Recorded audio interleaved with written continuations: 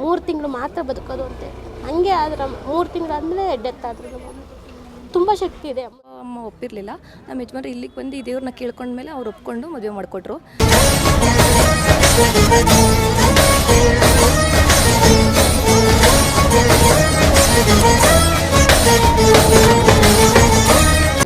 ಅಮ್ಮ ಹೆಂಗೆ ಹೇಳ್ತಾರೋ ಹಾಗೆ ನಡೀತಾ ಇದೆ ಇಲ್ಲಿ. ಪರವಾಗಿಲ್ಲ, ನಾವು ಅಂದ್ಕೊಂಡಿರೋದೆಲ್ಲ ಇಲ್ಲಿ ನೆರವೇರುತ್ತಮ್ಮ. ಚೆನ್ನಾಗಿದೆ ದೇವರು. ಹಿಂಗೆ ಹೇಳಿದ್ರೆ ನಮ್ಮ ಅಮ್ಮನಿಗೆ ಜಾಸ್ತಿ ಹುಷಾರಿರಲಿಲ್ಲ. ಬಂದು ಕೇಳಿದ್ವಿ ಇಲ್ಲಿ 3 ತಿಂಗಳು ಮಾತ್ರ ಬದುಕೋದು ಅಂತೆ. ಹಂಗೆ ಆದ್ರೆ 3 ತಿಂಗಳು ಆದಮೇಲೆ ಡೆತ್ ಆದರು. ನಮ್ಮ ತುಂಬ ಶಕ್ತಿ ಇದೆ ಅಮ್ಮಂದು, ನಡೆಯುತ್ತೆ. ಯಾವ ರೀತಿ ಪ್ರಶ್ನೆ ಮಾಡಿದ್ರೆ ಹೇಗೆ? ನಮ್ಮ ಅಮ್ಮನಿಗೆ ತಲೆಯಲ್ಲಿ ಗುಳ್ಳೆ ಇತ್ತು, ಉಳಿಸ್ಕೊಡಿ ಅಂತ ಕೇಳಕ್ಕೆ ಬಂದೆ. ಮೀರೋಗಿದೆ ಅಮ್ಮ. 3 ತಿಂಗಳು ನಿನಗೋಸ್ಕರ 3 ತಿಂಗಳು ಮಾಡಿಕೊಡ್ತೀನಿ ಅಂದರು. ಅದೇ ಥರ ಮಾಡಿದ್ರು ಅಮ್ಮ. ಅಮ್ಮನ ಶಕ್ತಿ ತುಂಬ ಇದೆ ಇಲ್ಲಿ, ನಡೆಯುತ್ತೆ. ಏನಂದ್ರೂ ನಡೆಯುತ್ತೆ ಅಮ್ಮಂದು, ಪರವಾಗಿಲ್ಲ. ಕ್ಷೇತ್ರದ ಬಗ್ಗೆ ಹೇಳಬೇಕು ಅಂತಂದರೆ, ಇಲ್ಲಿ ಅಮ್ಮ ನೆಲೆಗೊಂಡಿದ್ದು ಹೆಚ್ಚು ಕಮ್ಮಿ ಒಂದು 20-25 ವರ್ಷಗಳಿಂದ ಆಲದ ಮರ ಇದೆಯಲ್ಲ, ಅಲ್ಲಿ ಕಾಳಿಕಾದೇವಿ ವಿಗ್ರಹ ಇದೆಯಲ್ಲ, ಅಲ್ಲಿ ನೆಲೆಗೊಂಡಿದ್ದು. ತುಂಬ ಶಕ್ತಿಪೀಠ ಇಲ್ಲಿ. ಅಮ್ಮನಿಗೆ ಎಲ್ಲ ದೇವಸ್ಥಾನಗಳಲ್ಲಾದರೂ ನೋಡ್ಕೊಬನ್ನಿ, ಎಲ್ಲ ಕಡೆನೂ ಬಾಗಿಲಿರುತ್ತೆ. ಆದರೆ ಇಲ್ಲಿ ಆ ಥರ ಬಾಗಿಲಿಲ್ಲ.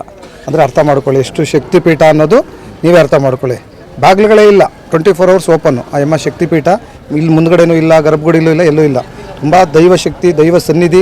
ಈ ಪ್ರಶಾಂತ ವಾತಾವರಣದಲ್ಲಿ ಕೆರೆಮಂಗಲಲ್ಲಿ ಚೌಡೇಶ್ವರಿ ನಿಲ್ಲಿಸಿರೋದು ನಮ್ಮ ಪುಣ್ಯ. ನಾವು ಸುತ್ತಮುತ್ತಲ ಗ್ರಾಮದವ್ರಿಗೆಲ್ಲರಿಗೂ 20-25 ವರ್ಷಗಳಿಂದ ನಾವೇನೇ ಅರಕೆ ಕಟ್ಕೊಂಡ್ರು ಕೂಡ ಅರಕೆ 100% ಈಡೇರಿಸ್ತಾ ಇದೆ. ಒಂದು ಶಕ್ತಿ ಇದೆ ಇಲ್ಲಿ, ಅದನ್ನು ಹೇಳಬಲ್ಲೆ.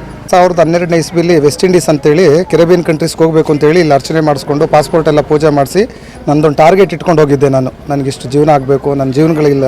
ನಾನು ಏನು ಅಂದ್ಕೊಂಡಿದ್ದೀನೋ ಇಲ್ಲಮ್ಮ ಅಪ್ಪಣೆ ಕೊಡ್ತು, ಇಷ್ಟೇ ಆಗುತ್ತೆ ಅಂತ ಅಪ್ಪಣೆ ಕೊಟ್ಟಿತ್ತು. ಅದರ ಹತ್ತಿರದಲ್ಲೇ ಬಂದು ರೀಚ್ ಆಗಿ ನಾನು ಬಂದೆ. ಅಂದರೆ ನನಗೆ ಆವಾಗಲಿಂದ ಒಂದು ನಂಬಿಕೆ ತುಂಬ ಜಾಸ್ತಿ.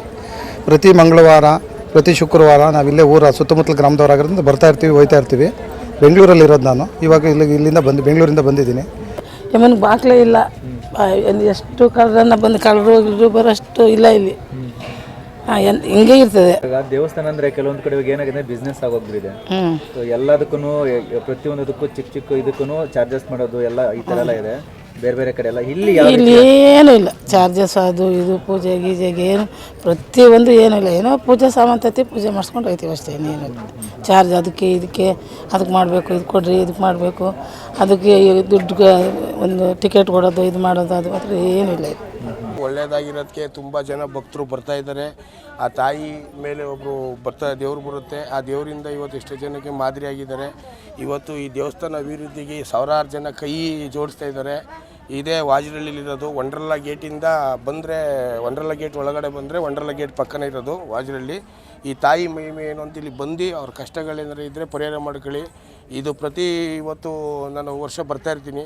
ಅದು ಪ್ರತಿ ವರ್ಷ ಇಲ್ಲಿ ಅನುದಾನ ಎಲ್ಲ ಇರುತ್ತೆ. ಮಟನ್ ಚಿಕನ್ ಎಲ್ಲ ಮಾಡ್ತಾರೆ. ಅವರವ್ರ ಪ್ರೀತಿಯಿಂದ ವಿಶ್ವಾಸದಿಂದ ಎಲ್ಲ ಅವರ ಹರಕೆಗಳ ತೀರಿಸ್ತಾರೆ.